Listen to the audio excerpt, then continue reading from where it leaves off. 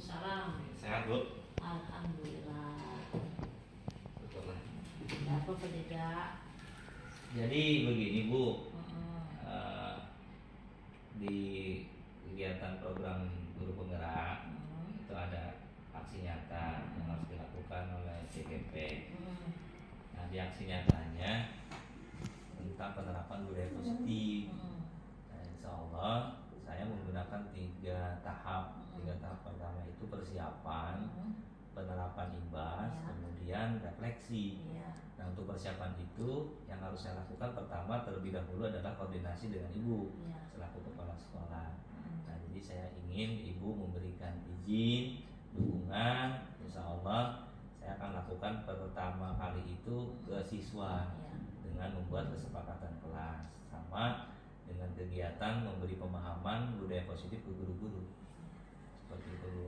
Saya silahkan saja disesuaikan dengan jam mengajar Pak Jaja gitu. Yang mudah-mudahan kegiatan ini membawa positif ataupun motivasi kepada guru-guru yang lain dan anak-anak juga lebih belajarnya lebih giat lagi gitu, termotivasi khususnya pelajaran mata pelajaran Pak Jaja seperti itu. Yang mudah-mudahan yang lain juga termotivasi untuk mengikuti jadi guru penggerak. Amin, amin, amin, amin. Terima Silakan, kasih. Pak Jaja. Terima kasih, Bu. Ya, ya. Ini mohon maaf sudah mengganggu waktu Ibu ya. Nggak apa-apa.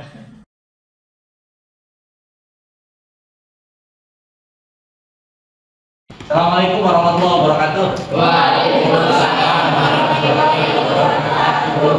Apa kabar semuanya? Alhamdulillah baik. Alhamdulillah baik. Terus, adakah yang hari ini tidak hadir? Ada. Siapa kira-kira? Banyak ya? Ada berapa orang yang nggak hadir? 3 sampai 5 orang. 5 orang yang berarti yang tidak hadir hari ini ya. Kenapa bisa tidak hadir? Sakit. Sakit. Kemudian ada izin ya.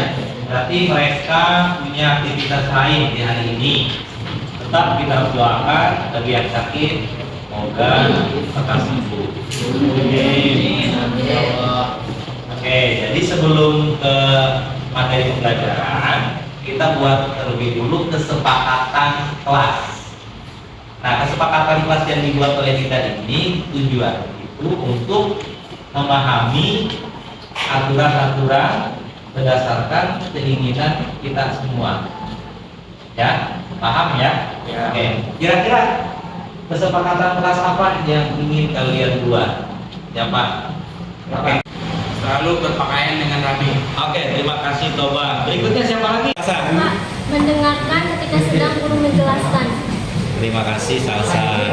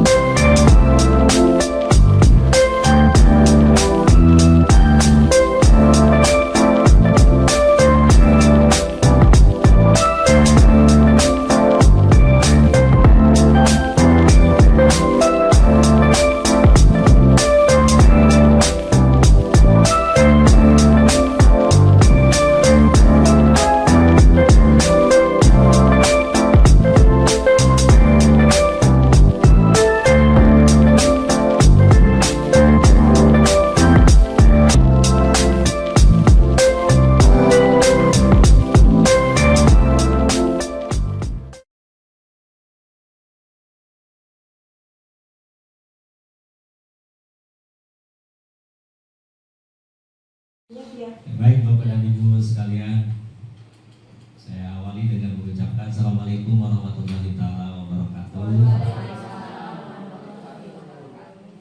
Alhamdulillahilladzi nazzala Al-Qur'an wa khalaqal insana wa bayyana lahu rasulillahi bil Qur'an wa bi tilawatil Qur'an wa salatu wassalamu ala sayyidina Muhammadin wa ala alihi wa sahbihi bi asraril Qur'an wa ba'du. Yang sama-sama kita hormati Ibu Ratu Nurul Ulfa SOS IMM selaku Kepala Sekolah SMA Mataruda. Semoga beliau selalu diberikan kesehatan, juga diberkahkan di dalam urusan maupun rezekinya. Amin ya rabbal alamin. Bapak dan Ibu yang tidak bisa saya sebutkan namanya satu persatu, namun tidak bergerak rasa hormat saya, dan tentunya semoga kita semua selalu berada di dalam lindungan Allah Subhanahu wa taala. Pertama, dari yang paling utama, marilah kita bersama-sama memanjatkan puji dan syukur kehadirat Allah atas limpahan rezeki pada hari ini sehingga kita dapat berkumpul bersilaturahmi bersama di dalam ruangan acara kita pada kesempatan kali ini. Selawat serta salam semoga tercurah kepada junjungan alam baginda Nabi besar Muhammad sallallahu alaihi wasallam. Bapak dan Ibu, mohon izin kepada semuanya dan terima kasih kembali saya ucapkan untuk kesediaan Bapak dan Ibu mengikuti kegiatan seminar dalam diskriminasi aksi nyata pada modul 1.4 tentang budaya positif. Sebelumnya saya perkenalkan terlebih dahulu, saya pribadi alhamdulillah sudah menempuh dan menyelesaikan pendidikan program guru penggerak ini satu modul sampai ke 1.4, berarti sudah melewati kurang lebih 3 sampai 4 modul. Kemudian asal sekolah yaitu adalah SMA Mataruda, sekolah kita, sekolah yang kita banggakan, yang kita cintai bersama ini. Kemudian fasilitator daripada program guru penggerak angkatan 7 ini adalah Ibu Atik Indraharini MPD, jadi pengawas di Kota Depok, Jawa Barat. Kemudian pengajar prakteknya adalah Pak Abdul Ghani SSI. Ini juga beliau sebagai guru di salah satu SMA yang ada di Bogor, Kabupaten Bogor. Berikutnya Bapak dan Ibu, saya awali terlebih dahulu untuk hari ini kita bersama-sama membuka kegiatan dengan berdoa. Maka untuk itu kita awali kegiatan hari ini bersama-sama dengan membacakan doa sesuai dengan doa keyakinan Bapak Ibu masing-masing. Toh memang Bapak Ibu yakin dan dengan doa makanya bangga. Kalau misalnya yakin dengan doa makanya silahkan ya, gitu ya. Di Sri Al-Fatihah Al-Fatihah.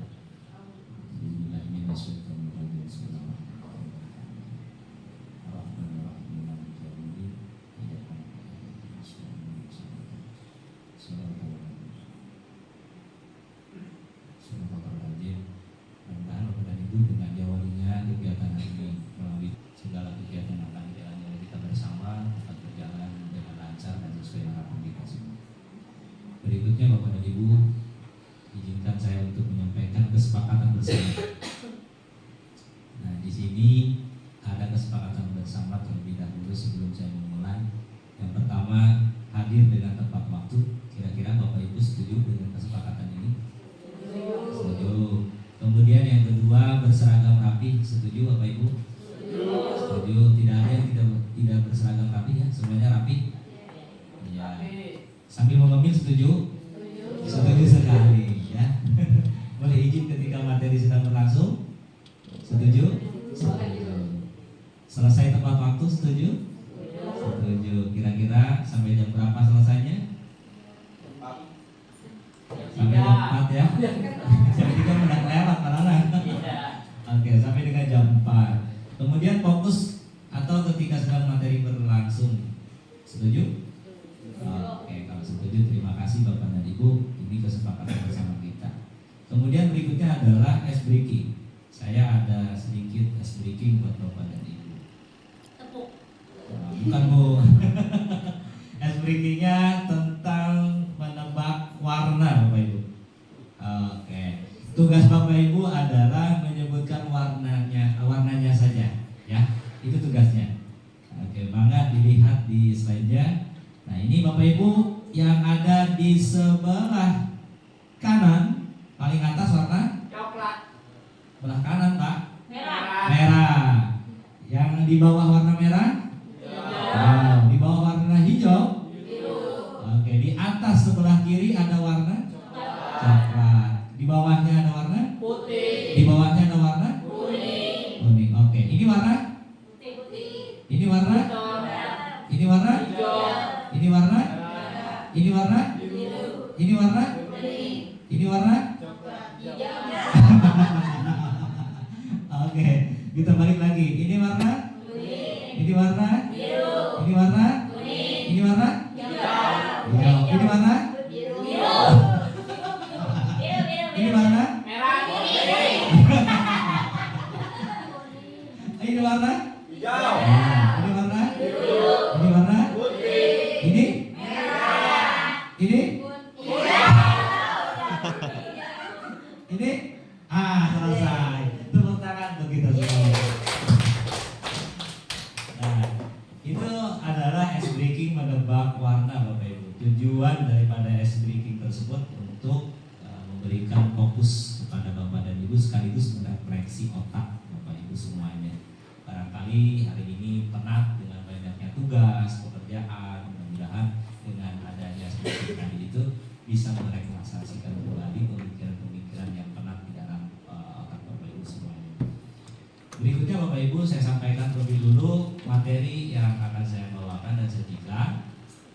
Yang pertama filosofis pemikiran Ki Hajar Dewantara, kemudian disiplin positif dan nilai-nilai kebajikan universal, kemudian teori motivasi hukuman dan penghargaan restitusi, kemudian keyakinan kelas, posisi kontrol, segitiga restitusi.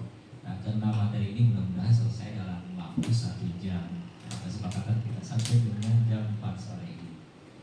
Kemudian berikutnya Bapak Ibu, untuk selanjutnya adalah pertanyaan pemantik terlebih dahulu sebelum kita ke materi. Nah, pertanyaan yang pertama, jika berada di posisi murid, bagaimana sosok guru yang menginspirasi Bapak Ibu?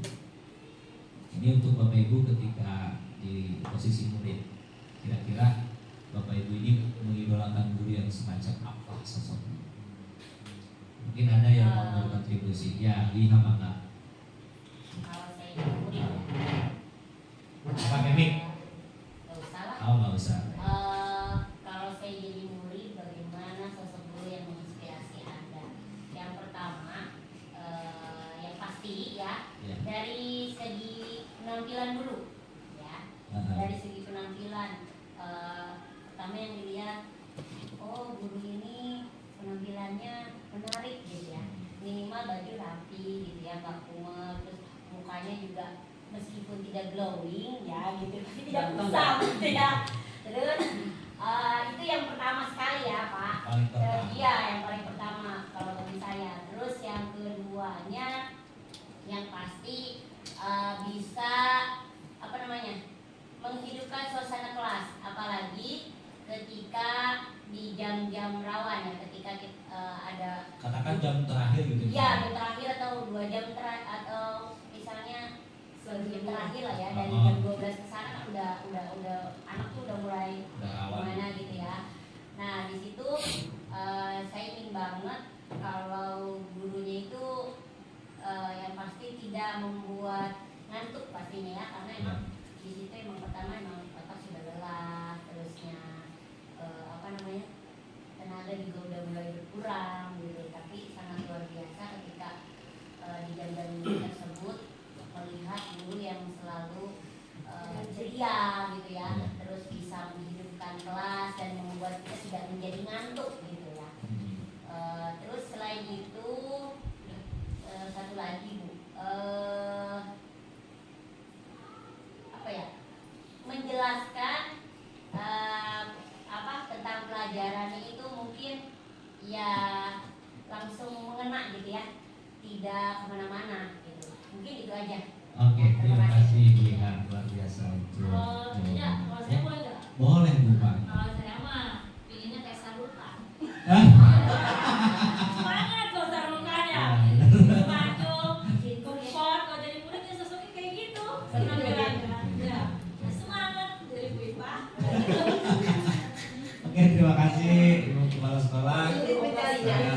inspirasi sekali jawabannya ya.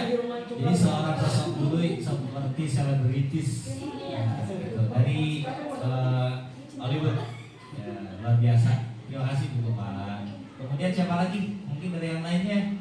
Tadi 2 poin yang disampaikan dari penampilan terlebih dulu, gitu kan ya. Kemudian yang keduanya bisa menyenangkan di dalam kelas ketika mengajar. Dari yang lain barangkali ada? Oke. Nah sekarang coba yang kedua nih, pertanyaan pemantik yang kedua. Ceritakan pengalaman Bapak Ibu yang paling berkesan bersama guru. Oke Pak Sul. Baik, selama apa ya, pengalaman Asrul ketika duduk di bangku sekolah atau menjadi seorang pelajar, ini sangat berkesan sekali ketika memang guru masuk ke dalam kelas itu dalam keadaan happy, enjoy, kemudian dan juga punya sifat humoris tuh, karena itu memang yang banyak disukai oleh siswa. Kemudian yang saya lebih berkesan lagi ketika memang guru menyisipkan atau cerita riwayat yang baik gitu ya tentang atau sejarah dia tuh, sehingga bisa membuat siswa ini terinspirasi dengan cerita-ceritanya. Iya. Saya baru Pak Sul, tapi di MC Pak Sul. Tidak. Oh Pak Nanang mengalami juga ya. Oh, dia di FI itu. Jadi guru favoritnya di MI. Ada pengalaman dari SMA Matuda sampai ke pintu gerbang. Terima kasih Pak Asrul atas Ya, izin dulu ya. ya bangga Bu pengalamannya selama Pak Asrul menjadi seorang murid, di mana Pak Asrul merasakan perasaan yang sangat berkesan bersama seorang gurunya. Semua jawaban yang diutarakan Bapak dan Ibu sangat bagus dan luar biasa bagi saya, dan justru itu akan menjadi pengalaman baru kembali untuk saya, menambah wawasan juga untuk diri saya. Nah, untuk lebih kita memahami mengenai tentang pemikiran Ki Hajar Dewantara, maka akan saya lanjutkan materi berikutnya. Nah, ini dia materi kita, filosofi pemikiran Ki Hajar Dewantara.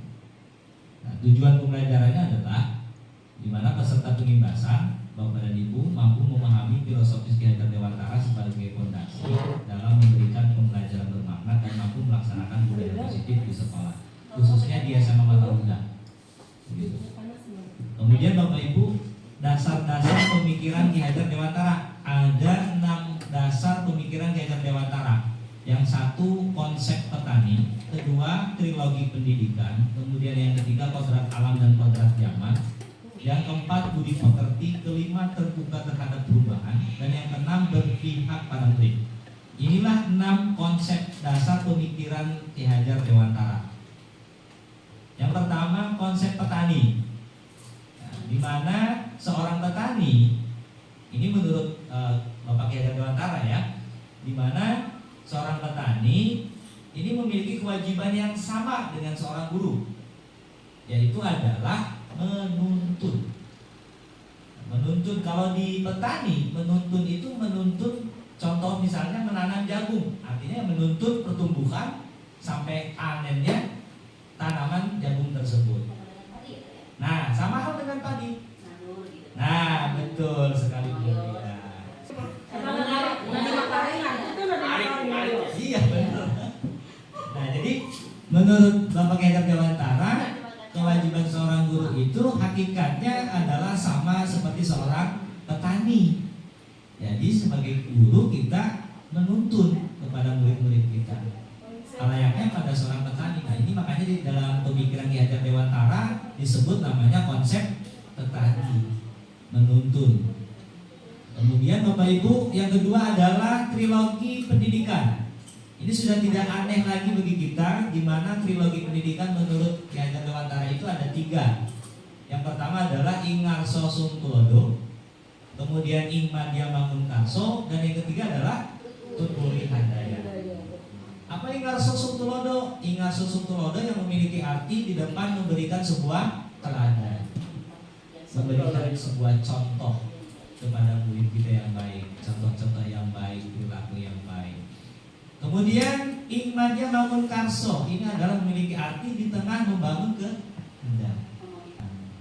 murid-murid khusus. Nah, itulah contoh-contoh yang harus dilakukan oleh kita berdasarkan pemikiran Ki Hajar Dewantara. Kemudian Tuturi Handayani di belakang memberikan memberikan support kepada anak gitu, atau murid-murid kita. Inilah 3 trilogi pendidikan menurut Ki Hajar Dewantara. Berikutnya yang ketiga adalah kodrat alam dan kodrat zaman. Pendidikan sejatinya melihat kodrat diri anak. Pada kodrat zaman, pendidikan global menekan pada kemampuan anak memiliki keterampilan abad 21 dan guru menyesuaikan dengan kodrat zaman. Bapak Ibu, kita ketahui bahwa dampak perkembangan industri teknologi sangat luar biasa berpengaruh sekali bagi anak-anak kita, gitu ya. Nah, semisal saat ini adalah yang paling kita yang tidak bisa dipisahkan dari anak-anak itu adalah gadget. Iya betul. Gitu ya Bu ya. Iya. Justru malah anak yang lebih jauh wawasannya, pengetahuannya secara keilmuan, apapun yang mereka bisa cari, apapun yang mereka belum ketahui, mereka justru bisa lebih tahu, gitu kan? Karena mereka bersentuhan langsung dengan yang sudah menjalar ke anak-anak, dan ini perlu adanya pilotasi dari kita, khususnya adalah seorang guru. Nah, di sini berdasarkan pemikiran Ki Hajar Dewantara bahwa pendidikan yang semestinya itu adalah di mana kita bisa menyesuaikan diri kita ini sebagai pendidik berdasarkan kodrat zaman dari anak. Seperti itu yang dimaksudkan dari pemikiran Ki Hajar Dewantara ini. Kemudian berikutnya Bapak Ibu, ini yang keempat, budi pekerti. Nah, pertanyaan saya terkait dengan budi pekerti, kira-kira menurut Bapak dan Ibu, tabiat apa yang bisa dirubah dan apa tabiat yang tidak dapat dirubah? Kira-kira. Operasi gitu kan. Oke. Iya, kita bekerjasama dengan orang tuanya di rumah. Kita selama di sekolah sama. Jadi tabiat yang dapat dirubah itu adalah menurut kuliah adalah malas. Perilaku yang bisa dapat dirubah ya. Bisa kalau tahu. Kira-kira adakah tabiat yang tidak dapat bisa dirubah menurut Bapak dan Ibu? Kalau tadi seperti malas, kemudian perilaku yang akhlak dari diri anak itu adalah merupakan yang bisa dapat dirubah. Kira-kira adakah tabiat yang tidak bisa dapat dirubah? Fisik ini anak. Kleptomania bisa berubah nggak? Hah? Kleptomania. Apa tuh Pak? Dia Kayak mencuri sesuatu. Iya, yang tidak berada ya. Masih bisa dirubah. Dibawa ke psikiater Pak, bisa itu Bisa. Nah, jadi sifat oleh sifat. Jadi kalau kita berbicara kepada budi pekerti, menurut pemikiran Ki Hajar Dewantara di sini, bahwa budi pekerti ini merupakan kata lain dari watak, atau bisa dibilang juga adalah karakter. Di mana menurut Ki Hajar Dewantara itu bahwa budi pekerti berpaduan antara gerak pikiran, perasaan, dan kehendak atau kemauan sehingga menimbulkan sebuah tenaga.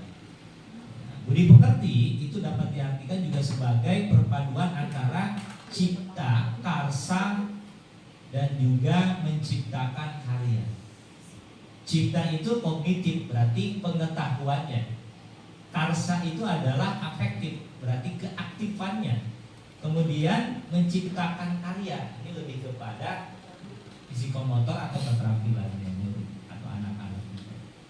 Nah, ini yang dimaksudkan oleh Ki Hajar Dewantara. Jadi di dalam pemikirannya menurut Bapak Ki Hajar Dewantara itu budi pekerti ini merupakan 3 hal ini: cipta, karsa, dan menciptakan karya. Tidak terlepas dari 3 hal ini. Baik Bapak dan Ibu, kita berikutnya terbuka terhadap perubahan. Nah, kita tahu bahwa saat ini banyak sekali perubahan-perubahan yang terjadi khususnya di dalam dunia pendidikan. Ini akibat karena apa? Di 2 tahun yang lalu kita dilanda oleh pandemi COVID, banyak sekali perubahan-perubahan yang terjadi khususnya untuk akhlak murid-murid kita. Ada yang sampai berita begitu ya, anak murid salah satu dari sekolah menengah atas ikut menjadi anggota gangster, kemudian melakukan perilaku yang tidak sebenarnya dan sepantasnya. Nah itu semua karena terjadi akibat dari COVID-19. Kegiatan pembelajaran kurang lebih dilakukan di rumah itu hampir 1,5 tahun. Anak tiarap, gitu ya. Tidak ada kegiatan pembelajaran yang dilakukan di sekolah, cuma dilakukan di rumah. Nah itulah tadi balik kembali kepada kodrat zaman seperti itu. Nah di sini sebagai pendidik harus terbuka terhadap perubahan-perubahan, namun tetap waspada. Carilah barang-barang yang bermanfaat untuk kita dapat menambah kekayaan kita dalam hal kultur ataupun lahir maupun batin. Jangan hanya meniru, hendaknya barang tersebut diselaraskan lebih dahulu. Hal ini mengingatkan kita bahwa Indonesia juga memiliki potensi-potensi kultur yang dapat dijadikan sebagai sumber belajar. Jadi Bapak Ibu, untuk pembelajaran sekarang itu sebisa mungkin kita memperkaya diri mengenai bahan pembelajaran kita. Tidak mesti harus dengan alat-alat yang canggih, yang modern. Boleh saja kita bisa memanfaatkan yang ada di lingkungan sekitar sekolah untuk media pembelajaran. Sebagaimana yang sudah pernah diketahui kita, salah satu kegiatan pembelajaran yang berdasarkan pemikiran Ki Hajar Dewantara itu belajar adalah sambil bermain, itu yang baik. Nah, ini juga merupakan bagian daripada pemikiran Ki Hajar Dewantara. Kemudian berikutnya, yang keenam, berpihak pada murid. Nah, jadi menurut pemikiran Ki Hajar Dewantara, manusia merdeka sehingga pendidikan harus berpihak pada murid agar anak selamat dan bahagia sebagai manusia maupun sebagai anggota masyarakat. Ini merupakan tujuan pendidikan menurut Bapak Ki Hajar Dewantara. Nah, begitu pula dengan kurikulum merdeka sekarang ini difokuskan agar kita memberikan pembelajaran dalam proses pembelajaran harus berpihak kepada murid. Lebih banyak murid yang mencari tahu pembelajarannya. Kita hanya sebatas sebagai guru fasilitator ataupun pamong kepada anak kita. Nah, inilah pemikiran Ki Hajar Dewantara yang ke-6. Berikutnya Bapak Ibu, ini adalah refleksinya. Bu Ipa barangkali gimana Bu Ipa?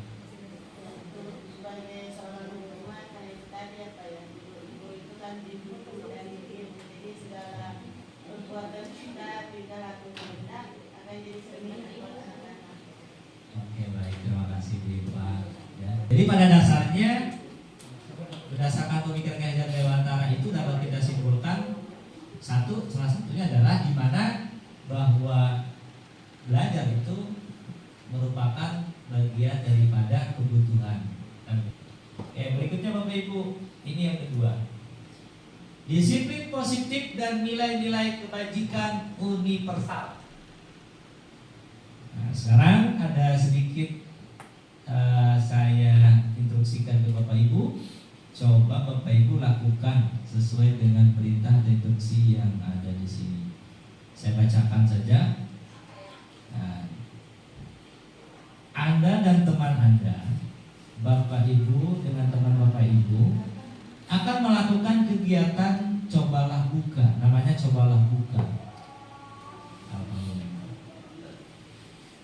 Nah, katakan Bu Lia, ya, katakanlah Bu Lia. Bu Lia adalah A dengan istilahnya A. Tugas Bu Lia adalah mengepal salah satu tangannya. Coba Bu Lia bayangkan bahwa Bu Lia itu menyimpan sesuatu yang sangat berharga di dalam kepalan tangan Bu Lia. Kemudian Bu Lia perlu sekali menjaga benda tersebut sekuat tenaga, dan Bu Lia juga harus begitu karena menurut Bulia benda itu adalah sangat penting gitu kan untuk kehidupannya Bulia.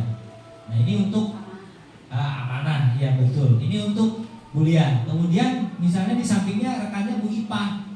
Nah Bu Ipah ini sebagai si petugas D-nya gitu. Ini mencoba dengan segala cara gitu, untuk membuka kepala tangannya Bulia. Kemudian Bu Ipah boleh melakukan berbagai caranya seperti membujuk, menghardik atau mengintimidasi, memarahi, menggoda, mengkritik. Nah, mungkin dengan cara bagaimana lah supaya kepala tangannya Bulia itu bisa dibuka, gitu kan? Nah ini maksudnya begini instruksinya. Coba kira-kira Bapak Ibu bisakah mempraktekkan ini? Ini hanya butuh waktu 30 menit. Cari pasangan masing-masing. Nah, Amal dengan Miselan boleh, Pak Nanang dengan Pak Wasip boleh, Bu Ipit dengan Bulia boleh, Bu Maya dengan Pak Gojali boleh, Pak Ali dengan Pak Aska juga boleh, Pak Asu dengan Bu Iha boleh. Coba 30 detik.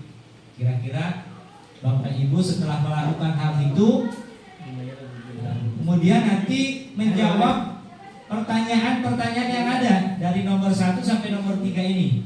Apakah nanti Bapak Ibu atau rekan Bapak Ibu membuka kepala tangannya? Kemudian mengapa? Kalau memang membuka kepala tangan tersebut, apa alasannya? Seperti itu. Kemudian dalam kegiatan ini sesungguhnya siapa yang memegang kendali atau kontrol untuk membuka atau menutup kepala tangan tersebut. Nah, setelah itu Bapak Ibu menyadarinya. Nah, kenapa sih saya mau membuka? Gitu loh. Kenapa sih saya nggak mau membuka? Saya harus menutup aja, tidak mau membuka. Dan kenapa juga saya harus membuka ketika dibuat teman saya? Nah itu nanti akan kita bahas di dalam materi ini. Jadi sebelum ke materinya, Bapak Ibu coba lakukan ini dulu.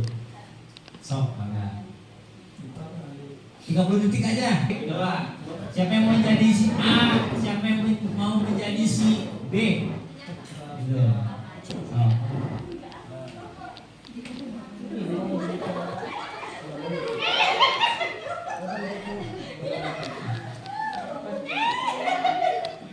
Si A ini dia yang mengepalkan tangannya. Mengepalkan dari kepala tangannya itu adalah sesuatu hal yang sangat berharga dan penting bagi hidup, bagi hidupnya. Si B ini sebagai pemujuk gitu, pemujuk bukan sebagai cara meminta membuka kepala tangan itu. Gitu. Oke, kita mulai ya Bapak Ibu ya, kita mulai ya. Kemudian nanti Bapak Ibu renungkan dengan 3 pertanyaan ini. Boleh nanti disampaikan oleh Bapak dan Ibu. Gitu, alasannya kenapa, yang membuka itu kenapa alasannya, yang menutup aja mempertahankan kenapa. Nah, kemudian Bapak Ibu merenungkan, oh iya kenapa ya saya bisa membuka. Ya. Bahkan menawari Anda uang. Kira-kira lah, membayangkan aja bahwa yang dikepal itu adalah pemberian dari istri misalnya. Kalau laki-laki, kalau perempuan dari suami. Tapi itu merupakan rahasia yang tidak bisa disampaikan ke orang lain. Untuk membuka hati. Tapi ada yang kepo gitu, yang kepo itu juga ada naon gitu misalnya. Oh masih Itu kepo. kita saya masih kepo. Itu loh. Ini adalah Oke, kita mulai. Ini CSK berarti dibuka ya. Oke. Sepertinya sudah dilakukan oleh Bapak dan Ibu. Nah, sekarang saya minta kembali ke Bapak Ibu untuk menyampaikan dari pertanyaan nomor 1 dari 3 ini. Apakah Anda atau Oh, B. membuka kepala Kalau ini dua-duanya memperagakan. apa alasan Anda Oke. ingin membuka kepala saya tidak membuka? Oke. Saya mau tanya dari yang mengepal tadi, yang melakukan mengepal. Oke, nah, Mbak Amal kira-kira tadi dibuka atau tidak kepalanya? Akhirnya dibuka karena dipaksa. Gitu. Kenapa bisa dibuka? Karena dipaksa tadi, paksanya seperti apa?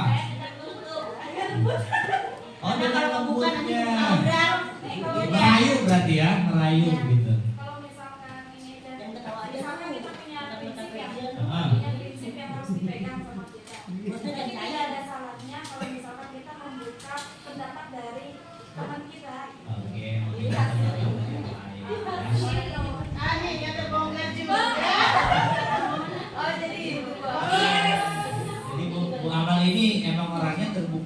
sekali, gitu ya. Jadi nggak ada rahasia-rahasiaan. Yang tidak dibuka siapa kira-kira dari bapak dan ibu tadi? Mulia dibuka tidak tadi? Tidak. Kenapa Bu? Karena amanah dari seseorang tidak mungkin kita sampaikan dengan orang baru. Kita harus berpercaya. Orang baru percaya. Orang baru tidak percaya tidak tersebut. Jadi harus sesuai dengan yang kita percaya.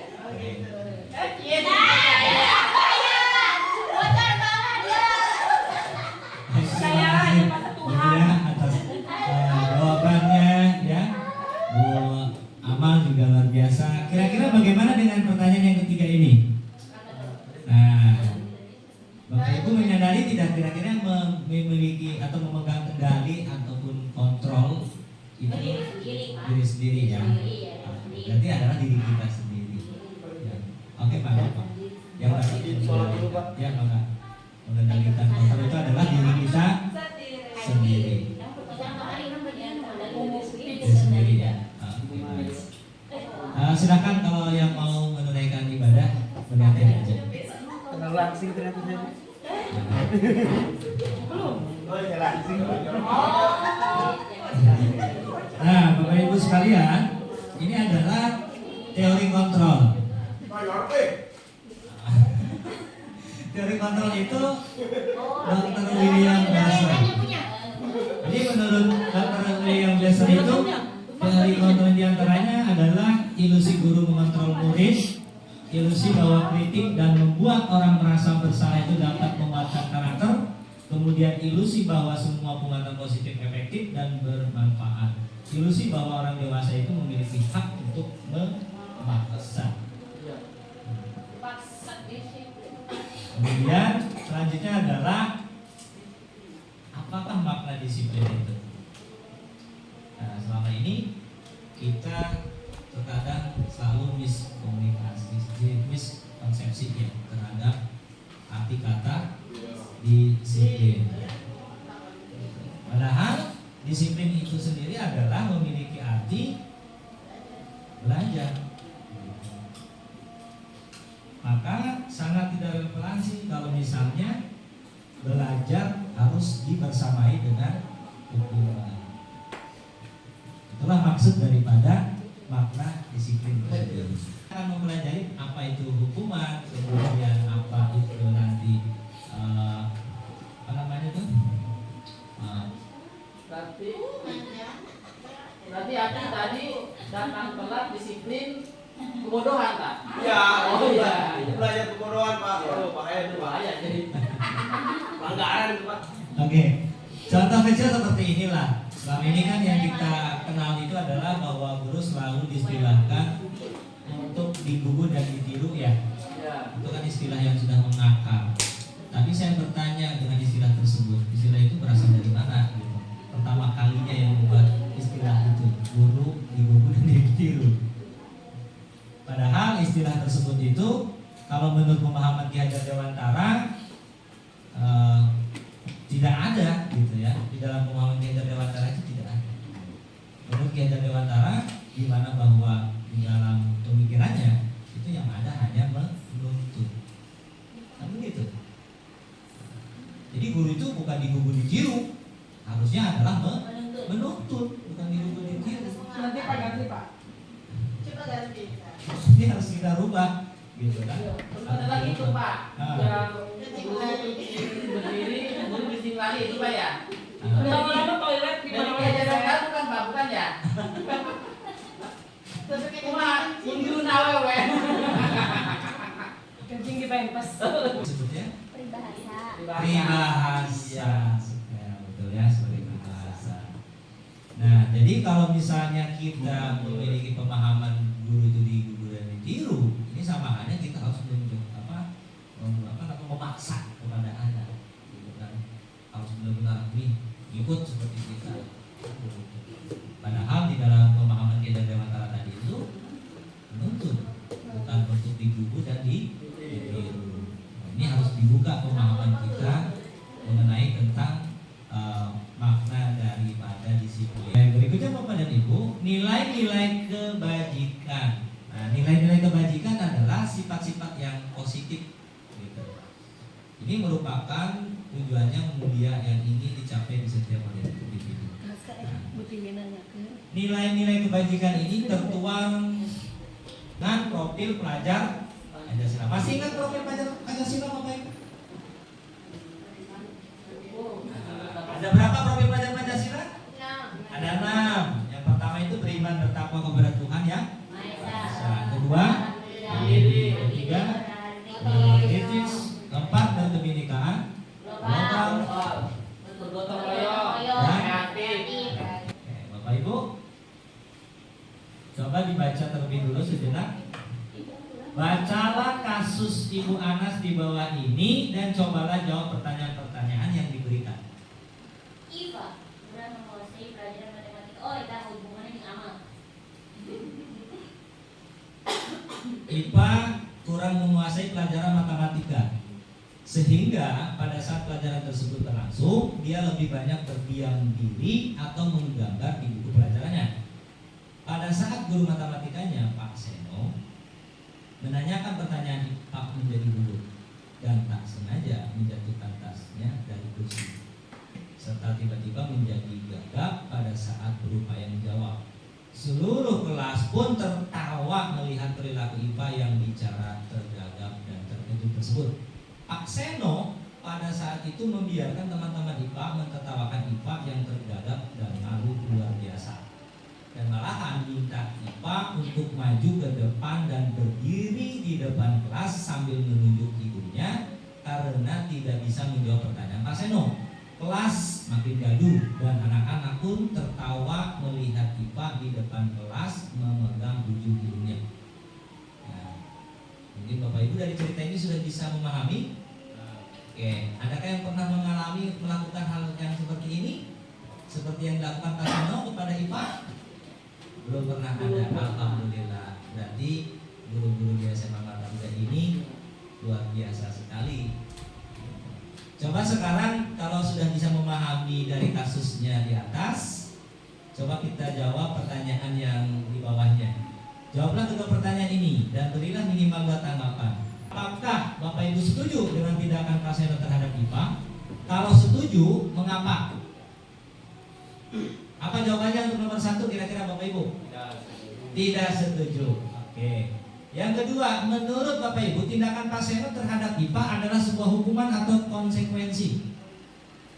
Hukuman. Kenapa kalau itu hukuman? Banyak berapa menjawab. Oke, tadi ada beberapa yang bisa kita pandang bahwa itu merupakan hukuman yang dilakukan Pak Seno diberikan kepada IPA. Tapi lebih dari seperti kayak melecehkan apa lagi? Guling lah. Ini kan menurut Pak Asrul itu tadi bilang bahwa itu merupakan hukuman yang dilakukan oleh Pak Seno. Jadi gini Bapak Ibu, apa sih yang membedakan hukuman dengan konsekuensi? Coba pahami dulu dari dua hal ini. Apa yang membedakan hukuman dengan konsekuensi? Kalau hukuman itu kan karena berdasarkan anak salah kemudian dilakukanlah hukuman. Kalau konsekuensi kan berbeda, ada kebijakan yang lain selain memberikan hukuman. Ada kebijakan yang lain ya. Kita kan menggambar, bisa dengan cara menggambar isi IPA tersebut menjawab dalam bentuk gambar, gitu. Tidak usah dengan hukuman. Seharusnya. Karena tidak salah, gitu. Yang seharusnya dilakukan Pak Seno itu dalam bentuk konsekuensinya adalah meminta untuk si IPA boleh dengan gambar, tidak mesti harus dengan cara IPA maju ke depan, gitu kan ya. Jadi masalah Pak Seno ini maksudnya kemana, hukuman apa konsekuensi? Hukuman. Kenapa hukuman? Karena hukuman itu dibuat dengan secara tiba-tiba. Kalau konsekuensi dibuat sesuai dengan rencana, sesuai dengan pertimbangan.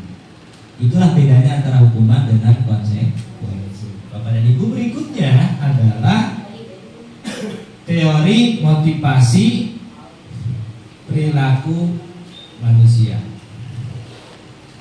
Nah, ini ada 3 teori motivasi perilaku manusia. Yang pertama motivasi eksternal, di mana untuk menghindari ketidaknyamanan atau hukuman. Apa yang akan terjadi apabila saya tidak melakukannya? Ini salah satu contoh pertanyaannya. Kemudian untuk mendapatkan imbalan dari orang lain. Kemudian yang ketiganya untuk menghargai diri sendiri. Nah, ini motivasi adalah nomor yang ketiga atau poin yang ketiga, yaitu untuk menghargai diri sendiri. Ini sesuai dengan pemikiran Ki Hajar Dewantara. Nah, itu adalah memerdekakan manusia. Ini murid itu semestinya adalah mereka harusnya memerintah diri sendirinya, bukan diperintah. Itulah yang dimaksud dengan pemikiran Ki Hajar Dewantara pada poin yang ketiga ini. Kemudian Bapak Ibu, kita berbicara tentang dihukum oleh penghargaan. Silakan Bapak Ibu bisa membacanya di sini, bahwa penghargaan itu berlaku sama dengan hukuman. Dalam arti meminta atau membujuk seseorang melakukan sesuatu yang memenuhi suatu tujuan tertentu dari orang yang meminta atau membujuk, dorongan eksternal, dan akan ada faktor ketergantungan. Beberapa dampak dari pemberian penghargaan itu diantaranya adalah pengaruh jangka pendek dan jangka panjangnya. Kemudian ada penghargaan mendukung. Nah, ini akan mempengaruhi kepada menurun kualitas dari motivasi diri seorang murid. Jadi motivasi ini akan menurun. Ini dampak karena adanya penghargaan. Bisa saja Pak Nanang semester ini bisa memotivasi anak dengan cara memberi penghargaan kepada siswa yang rajin akan dikasih ini. Nah, siswa itu akan rajin tuh di dalam satu semester tersebut. Tapi di semester 2-nya Pak Nanang tidak melakukan hal yang sama seperti di semester 1 lagi. Apakah nanti di kelas berikutnya, kalau misalkan kelas 10 naik ke kelas 11, apakah di kelas berikutnya anak ini akan melakukan hal yang sama seperti di kelas 10? Pasti jawabannya tidak. Kenapa? Karena ketika di kelas 10 dia rajin, ada imbalan yang diberikan Pak. Tapi di kelas 11 dia tidak akan rajin karena tidak ada lagi imbalan yang diberikan oleh Pak Nanang. Kenapa? Karena di kelas 11 guru penjasnya bukan Pak Nanang lagi, dengan guru yang lain. Akhirnya dia di kelas 11-nya tidak semangat belajar di mata pelajaran penjas, tidak seperti pada saat di kelas 10. Jadi di hukuman, penghargaan itu bukan merupakan motivasi untuk membangun internal dalam diri anak melakukan sebuah perubahan. Yang pasti dan yang benar adalah motivasi yang seharusnya ada di dalam dirinya berdasarkan keinginan diri sendiri. Seperti itu. Jadi bukan dari eksternal, Pak, bukan dari orang lain. Ketika orang itu berubah dari tersebut. Berikutnya, bentuk program kebajikan, apresiasi. Nah, dalam memberikan apresiasi atau pengakuan perlu diingat beberapa hal.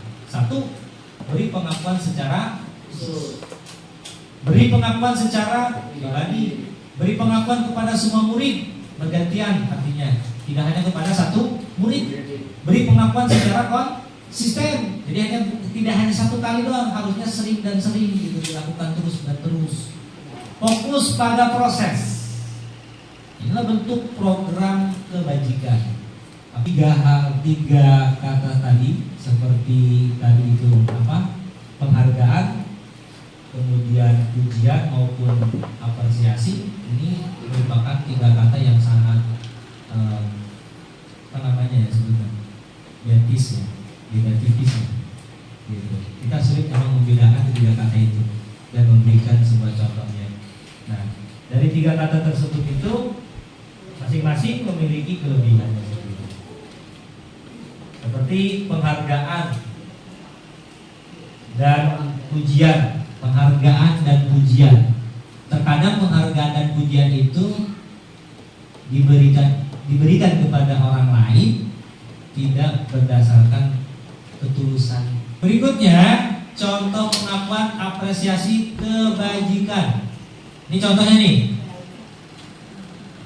Misalkan mulai dari kalimat pembuka seperti ini. Kemarin saya perhatikan, rasa empatimu besar sekali pada saat menolong murid baru di kelas kita. Jadi kalimat pembukanya itu adalah kemarin saya perhatikan, kan begitu ya? Nilai kebajikannya yang mana? Rasa empatimu yang besar sekali. Situasinya adalah pada saat menolong murid baru di kelas kita. Hukuman atau konsekuensi. Nah, sekarang kita berbicara kembali ke hukuman atau konsekuensi. Dari pernyataan yang pertama, ini tindakan yang dilakukan oleh seorang guru. Yang pertama, mencatat. Ini Bapak Ibu boleh menjawab ya. Jawabannya boleh ditulis, silakan. Disimpan, nanti silakan. Kemudian setelah itu nanti akan saya berikan jawaban yang benarnya. Ya, Bapak Ibu, untuk pernyataan yang pertama, mencatat 100 kali di dalam buku kalimat. Saya tidak akan terlambat lagi karena terlambat ke sekolah. Kira-kira ini jawabannya apa? Hukuman atau konsekuensi? Konsekuensi. Oke.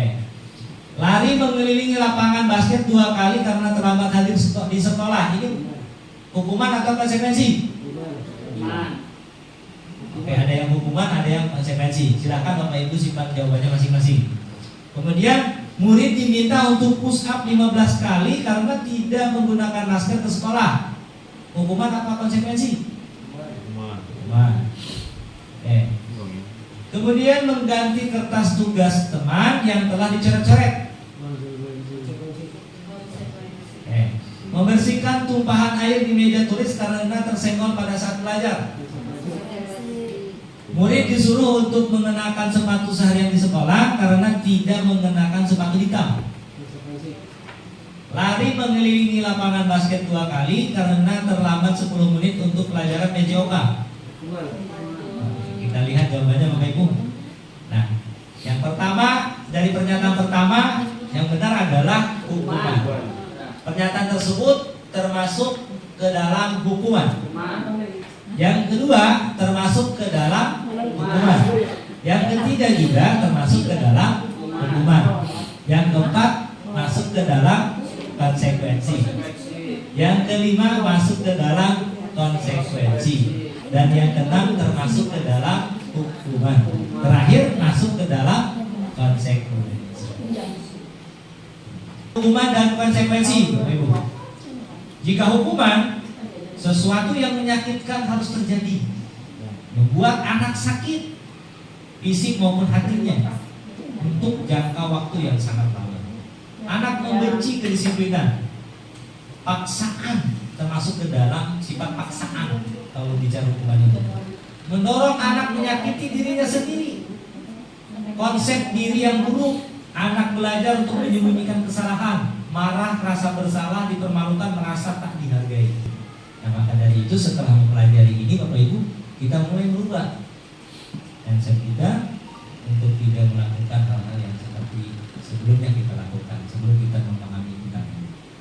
Nah, untuk konsekuensi, ini perbedaan antara hukuman dengan konsekuensi Bapak Ibu ya. Kalau konsekuensinya sesuatu harus terjadi, membuat anak merasa tidak nyaman dalam jangka waktu pendek. Anak menghargai disiplin, stimulus tanggapan. Silakan Bapak Ibu membandingkan sendiri, membedakan perbedaan antara hukuman dengan konsekuensi. Berikutnya Bapak Ibu materinya keyakinan. Mengapa tidak peraturan saja? Mengapa harus keyakinan kelas? Mengapa kita memiliki peraturan harus menggunakan helm bila mengendarai kendaraan roda 2? Kemudian mengapa kita memiliki peraturan 3M, menggunakan masker, mencuci tangan dan menjaga jarak 1,5 meter? Kemudian yang ketiga, mengapa kita memiliki peraturan harus datang tepat waktu pada saat mengikuti pelajaran? Nah, sekarang Bapak Ibu kita membicarakan motivasi intrinsik. Jadi untuk mendukung motivasi intrinsik itu kembali ke nilai-nilai keyakinan yang lebih menggerakkan seseorang dibanding mengikuti serangkaian peraturan. Ini nanti yang akan membangun motivasi intrinsik, bukan karena adanya beraturan, melainkan karena adanya keyakinan. Keyakinan itu nanti yang harus diciptakan oleh kita, diciptakan oleh sekolah. Sekolah harus menciptakan keyakinan. Kita juga sebagai guru di dalam kelas harus membuat dan menciptakan keyakinan kelas sesuai dengan mata pelajaran kita sendiri. Nah, Bapak Ibu bisa menyaksikan salah satu contoh video sudah dilakukan oleh saya untuk dari pembuatan keyakinan kelas. Ini salah satu bentuk contoh keyakinan kelas yang sudah dilakukan oleh saya di dalam kelas.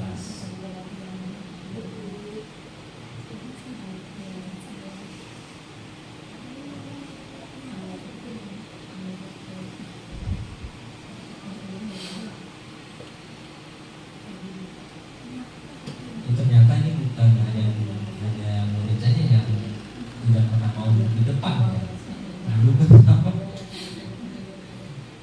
Ini di kelas tuh nggak ada yang mau duduk di depan, kalau udah kosong gitu kan. Oke Pak, terima kasih. Si Ipe mau pindah pertalanan. Sah. Diletik. Anak ibu.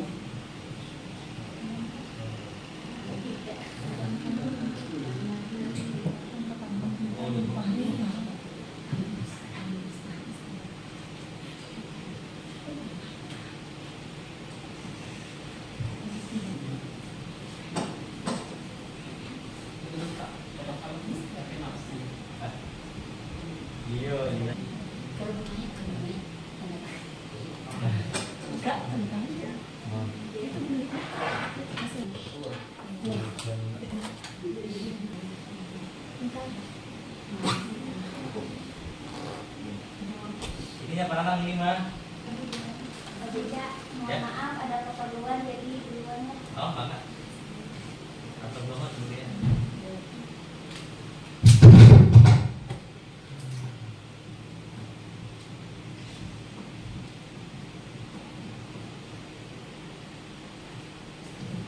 Baik Bapak dan Ibu, dilanjutkan kembali.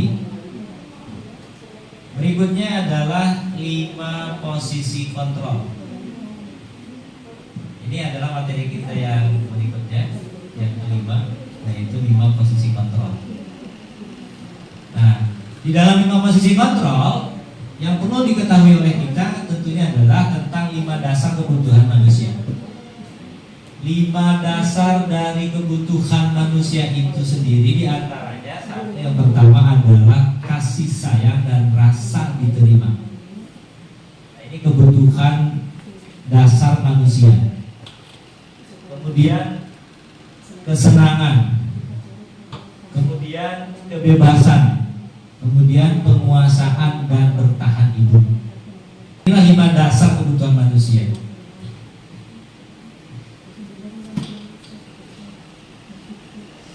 Kemudian 5 posisi kontrol. 5 posisi kontrol di sini diantaranya yang pertama penghukum, kedua pembuat merasa bersalah, ketiga teman, keempat pemantau, dan yang kelimanya adalah manajer. Penghukum, di mana penghukum itu biasanya dilakukan oleh seorang guru dengan suara yang tinggi, bahasa tubuh dengan mata melotot dan jari menunjuk-nunjuk serta menghardik kepada murid-murid. Penghukum. Jika kita pernah melakukan seperti ini, ciri-ciri itu, maka kita termasuk ke dalam penghukum. Salah satu contoh kata-kata di dalam penghukum: terlambat lagi, pasti terlambat lagi, selalu datang terlambat. Kapan bisa datang tepat waktu? Ini mungkin kemarin Pak ya. Oh tadi baru saja dilakukan ya. Setiap hari mungkin ya. Dari mulai Senin gitu. Oke. Nah ini adalah salah satu contoh kata-kata contoh untuk kita di saat posisi kontrolnya menjadi penghukum. Coba Bapak Ibu perhatikan baik-baik, kalau kita mengutarakan dengan kata-kata seperti ini, bagaimana perasaan murid bila guru berbicara seperti itu pada saat muridnya datang terlambat? Nah, ini kan renungan untuk diri kita. maka akan hasil daripada dengan kata-kata tadi, kemungkinan murid itu bisa marah, bisa mendendam atau bersifat agresif. Bisa. Mungkin di depan Bu Ipa dia tidak bisa melakukan perlawanan, tapi di belakang Bu Ipa bisa saja dia akan mengintai motor Bu Ipa, kemudian nanti selepas pulang sekolah dia mengkasih.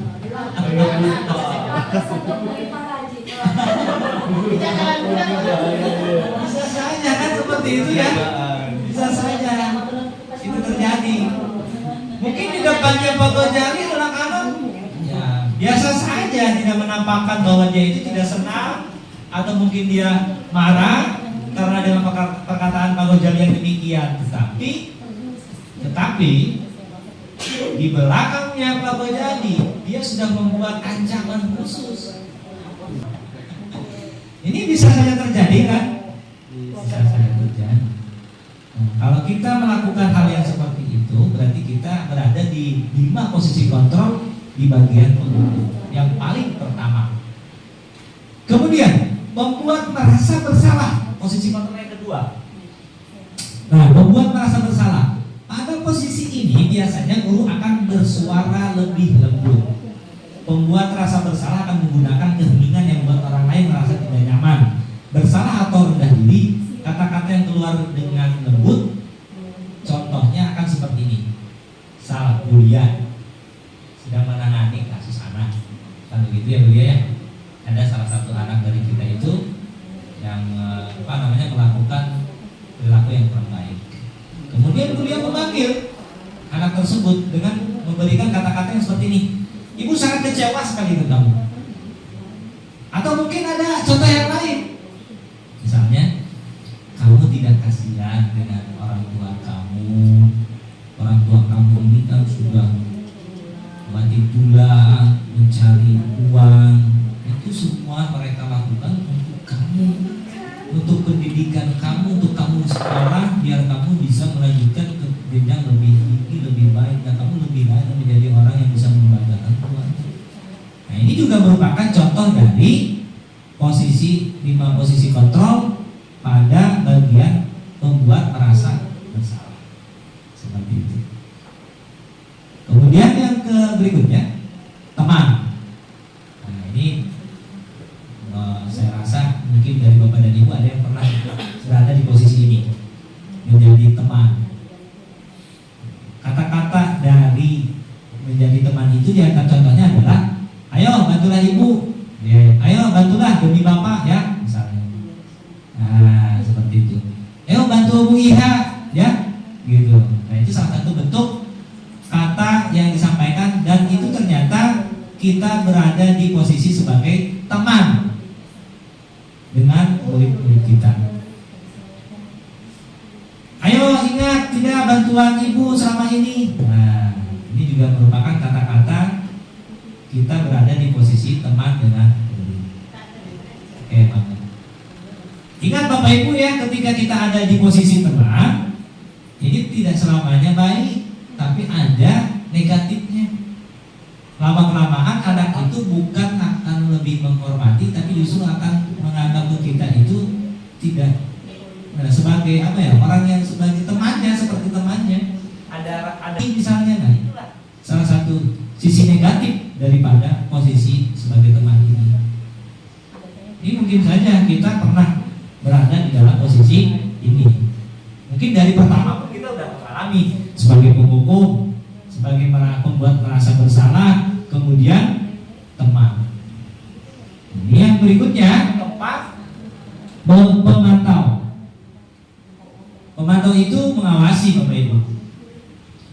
Nah, kalau mengawasi pastinya Bapak Ibu juga sering menjadi bagian dari posisi ini. Kan begitu ya? Misalnya dari contoh kata-kata begini, seorang guru menyampaikan perkataannya kepada seorang murid yang bernama Adi. Adi, tahukah kamu jam berapa kita mulai? Adi, tahu Pak?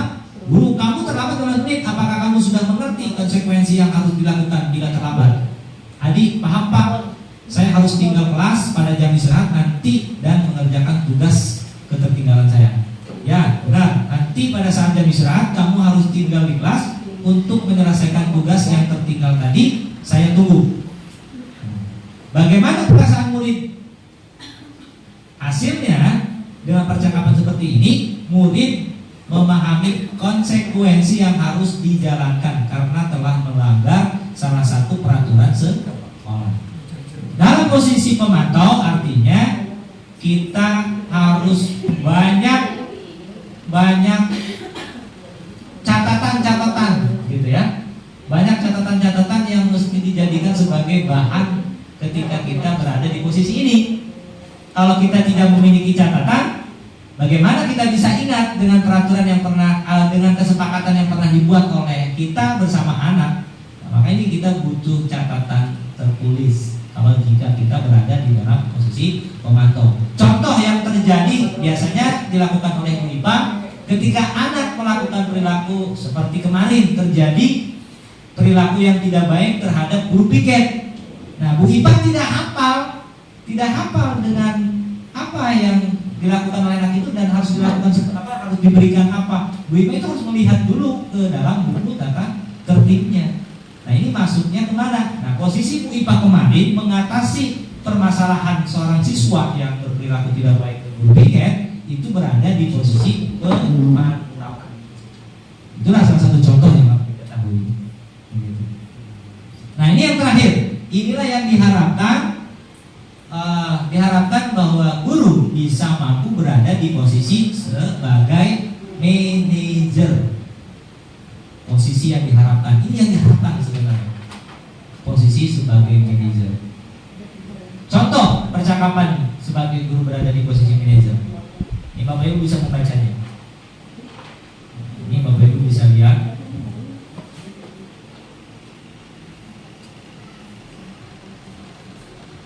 Nah, Adi, ini karena Adi terlambat, tapi seorang guru baik itu bisa dilakukan apabila misal akan ada masalah untuk kamu agar bisa hadir tepat waktu di sekolah. Tidak Pak, saya bisa hadir tepat waktu. Baik, saya hargai usahamu untuk memperbaiki diri.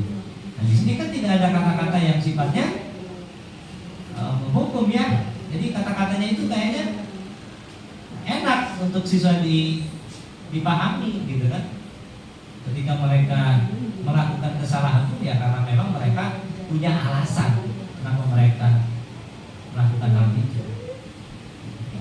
Untuk lebih memahami kembali Bapak Ibu, inilah materi yang terakhir, segitiga restitusi. Nah, segitiga restitusi yang pertama adalah menstabilkan identitas, kemudian validasi kebutuhan, menanyakan keyakinan. Ini disebut namanya segitiga restitusi. Menstabilkan identitas, di sini diantaranya yang dilakukan dalam posisi menstabilkan identitas itu setiap orang pasti pernah melakukan kesalahan. Inilah kata-kata yang disampaikan, kata-kata yang masuk ke dalam segitiga restitusi menstabilkan identitas. Kamu bukan satu-satunya yang pernah melakukan ini. Nah, ini salah satu bentuk contoh kalimat yang disampaikan termasuk ke dalam menstabilkan identitas. Nah, ini Bapak Ibu ya, bahwa menstabilkan identitas itu untuk membuat anak yang merasa gagal karena berbuat salah menjadi positif terhadap dirinya. Berbuat salah, kan? Tapi dia bisa menjadi positif terhadap dirinya. Nah, ini yang perlu dilakukan oleh kita, yaitu dengan menstabilkan identitasnya murid. Caranya bagaimana? Inilah salah satu contoh cara diberikan kepada murid itu, yaitu seperti ini. Berbuat salah itu hal yang manusiawi. Tidak ada manusia yang sempurna, kan begitu. Jadi jangan langsung ngejudge ya, Bu itu aku amal atau tawasi sebagai guru piket, jangan langsung ngejudge. Sebaiknya ketika ada anak yang terlambat misalnya, kita harus menanyakan dulu kenapa dia terlambat. Dengarkan dulu alasan dia kenapa. Ini namanya adalah menstabilkan identitas. Berikutnya, validasi kebutuhan. Membantu murid mengenali basic kebutuhan dasar yang ingin dipenuhi. Ini contoh kata-katanya. Kamu bisa saja kan melakukan hal yang lebih buruk, tapi kamu tidak melakukannya. Kamu pasti punya alasan mengapa melakukannya. Apa yang penting bagi kamu? Kamu boleh tetap berusaha menjaga sikap itu. Inilah contoh kata-kata validasi kesetujuan. Kemudian menanyakan keyakinan. Guru berkata, apa nilai yang kita percaya di kelas sekolah kita, nilai universal apa yang telah disepakati. Nah, ini menanyakan keyakinan kelas.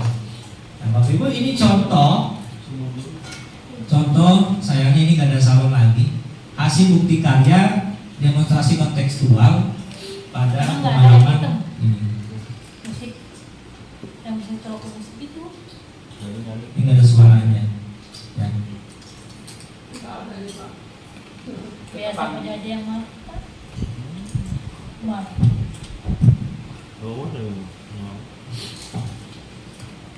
Nah, ini saya demonstrasi kontekstual. Kasus 1, permasalahannya Rahmah yang sering datang terlambat di jam pertama pelajaran biologi. Ini kasus 2, ini skenarionya. Jadi membuat skenario terlebih dulu, menyusun sesuai dengan yang terjadi atau dilakukan oleh anak. Kemudian ini masih kasus 1, permasalahan yang dialami oleh seorang murid yang bernama Rahmah. Ini kasus 2. Kasus 2-nya Nia yang mengolok Rahmah karena Rahmah yang sering datang terlambat. Ini skenario-skenarionya. Harusnya ini kan ada suaranya ini. Masalahnya nggak keluar ini. Nah, Bapak Ibu, ini adalah bentuk kegiatan yang dilakukan untuk menangani permasalahan sesuai dengan segitiga restitusi. Video ini ada Rahmah. Walaupun tidak ada suara, tapi ada ini, ada apa? Teks, ya? Ya. Mulai bisa membaca. Jangan di bawah, ada di bawah. Ada suaranya. Itu gambaran ini asli. Bukan. Sekian lah.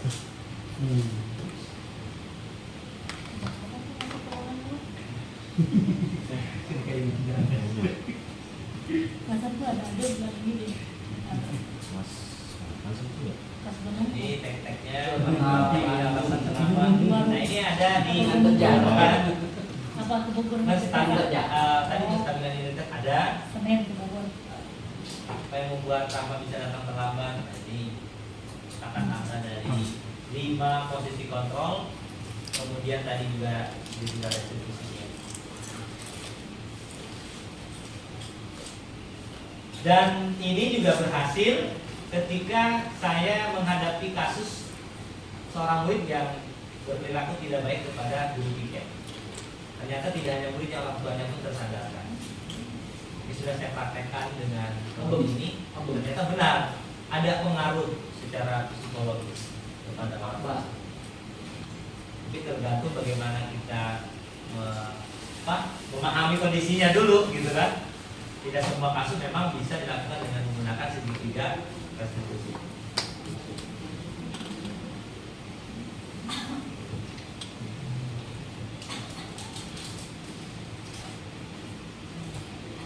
Ini masih panjang Bapak Ibu. Oke lah, kita singkat. Nah, ini kasus yang kedua. Nia ini kasusnya mengolok si Rahmah. Karena Rahmah datang terlambat. Jadi si Rahmah datang terlambat masuk ke kelas, kemudian diolok-olok oleh Nia. Ini kasusnya diolok-olok oleh Nia. Katanya kamu terang gitu. Dengan bahasa anak-anak. Apa nggak biasa Pak gitu.